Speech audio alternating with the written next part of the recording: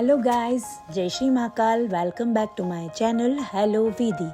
तो हम लोग राजस्थान आए हुए थे और गोल्डन फोर्ट के बाद अब हम लोग जा रहे हैं जैसलमेर के थार रेगिस्तान में, जहाँ पर लोंगेवाला युद्ध हुआ था। तो मेरे साथ बने रहिए। हम लोग आपको लोंगेवाला जहाँ पर लड़ाई हुई थी वो युद्ध स्थल और लोंगेवाला मेमोरियल पूरा आपको विजिट कराते हैं। तो मेरे साथ बने रहिए और हाँ, चैनल को लाइक शेयर एंड सब्सक्राइब ज़रूर कीजिएगा। तो हम लोग वॉर जोन में आ चुके हैं और अब मैं आपको इसके बारे में बताती हूँ कि जो पाकिस्तानी ने हमला किया था वो 4 दिसंबर 1971 की रात को पाकिस्तान के जैसलमेर पर कब्जा करने के इरादे से लोंगेवाला सीमा चौकी पर एक बड़ी ब्रिगेड लगभग 3000 सैनिक 40 प्लस टैंक के साथ हमला किया था।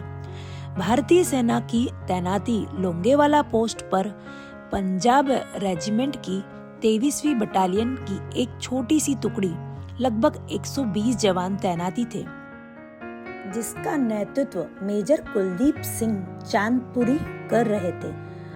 आदमय साहस संख्या बल के कम होने के बावजूद मेजर चांदपुरी ने पीछे हटने से इनकार कर दिया और पूरी रात पाकिस्तानी सेना को रोके रखा।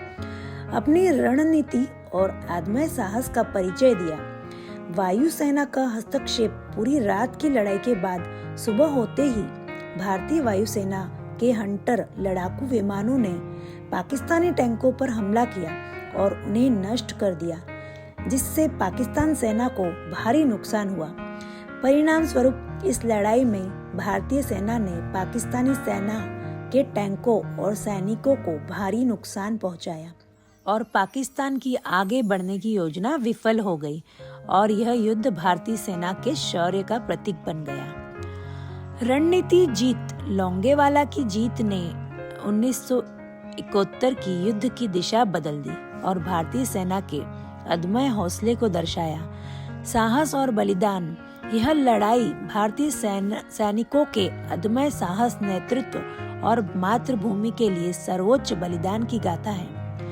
तनोट माता का चमत्कार। कहा जाता है कि तनोट माता के मंदिर पर गिरे बम निष्प्रभावी रहे, जिससे जवानों का मनोबल बढ़ा। यह युद्ध भारत के इतिहास में इसलिए भी प्रसिद्ध है क्योंकि इस लड़ाई में 2 भारतीय सैनिक शहीद हुए थे, जबकि 200 पाकिस्तानी सैनिक मारे गए थे और पाकिस्तानियों को हार के साथ साथ भारी नुकसान के साथ उन्हें अपने देश लौटना पड़ा था। और ये देखिए, जो इस मैप में आपको दिख रहा है, ये एक्चुअली ये लोंगेवाला जहाँ पर लड़ाई हुई थी वही है। और यहाँ पर अलग अलग पोस्ट बने हुए हैं और बंकर्स बने हुए हैं। यहाँ पर जिस तरीके से आपको दिखाया गया है, सैनिक यहाँ पर तैनात रहते थे और इस तरीके से जैसे ही हमला होता था तो अलग अलग पोस्ट से वो लोग युद्ध करते थे। तो ये वही बंकर्स है, लेकिन अब उनकी यादों में रह गए हैं। जमीनी सैनिकों और हवाई लड़ाकों के सहयोग के बिना यह इतने शानदार परिणाम हासिल नहीं कर सकता था।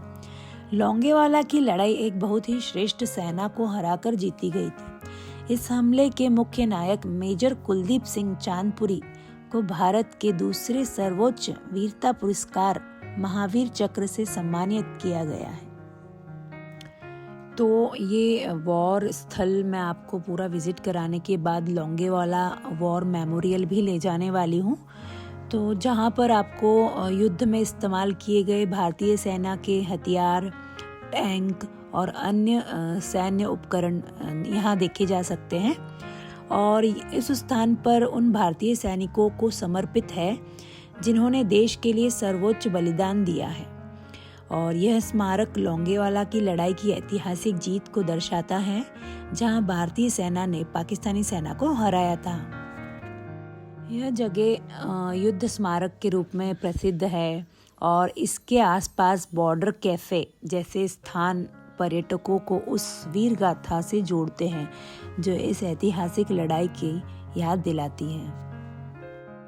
यह स्थान न केवल भारतीय सेना के बलिदान और शौर्य का सम्मान करता है, बल्कि पर्यटकों को देश के सैन्य इतिहास और वीरता की कहानी से भी जोड़ता है, जो जैसलमेर की यात्रा का एक अहम हिस्सा है।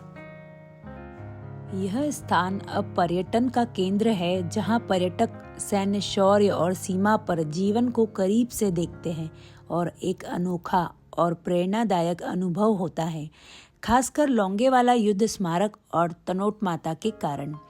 तो आप सबसे भी निवेदन है कि आप सब भी यहाँ आकर इस जगह को देखकर वो अनुभव ले सकते हैं कि हमारे जवानों ने किस तरीके से यह युद्ध किया था। यह स्थान भारतीय सेना के शौर्य का प्रतीक है और यहाँ आने वाले लोगों को राष्ट्र और सैनिकों पर गर्व महसूस होता है।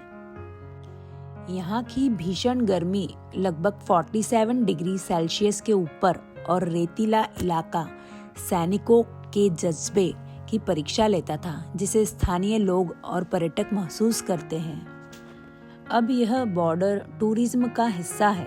पर्यटक लोंगेवाला युद्ध स्मारक, तनोट माता मंदिर और सीमावर्ती गांवों का दौरा करते हैं, जिससे उन्हें सुरक्षा बलों के जीवन और देशभक्ति का अनुभव मिलता है। बीएसएफ और स्थानीय पुलिस की तैनाती के कारण यह क्षेत्र हमेशा सतर्क रहता है। यहाँ के लोग भारतीय सेना के साथ मिलकर देश की सुरक्षा में योगदान करते हैं। इस म्यूजियम में युद्ध के दौरान इस्तेमाल किए गए हथियार, वर्दी और सैनिक के निजी सामान की प्रदर्शनी है। मिलिट्री इक्विपमेंट्स भी यहाँ पर जो कि पकड़े गए थे और नष्ट किए गए पाकिस्तानी टैंक, जैसे कि T-59 और भारतीय विजयंत टैंक, विजय स्तंभ जिसे विक्टर पिलर कहते हैं, और अमर ज्योति इटर्नल फ्लेम सैनिकों के बलिदान को याद करने और उनकी वीरता को श्रद्धांजलि देने के लिए किया जाता है।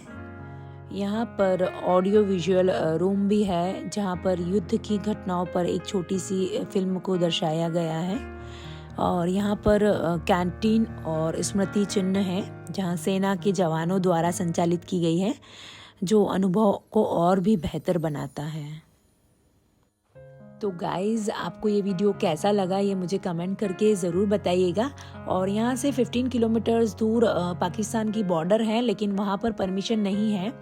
तो आपको अगर बॉर्डर देखना है तो आपको तनोट माता मंदिर तक जाना होगा। वहाँ पर परमिशन लेके आपको बॉर्डर देखने के लिए वहाँ से मिलती है।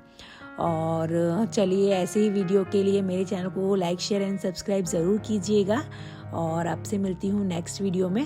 तब तक के लिए बाय बाय। जय हिंद, जय भारत। भारत माता की जय।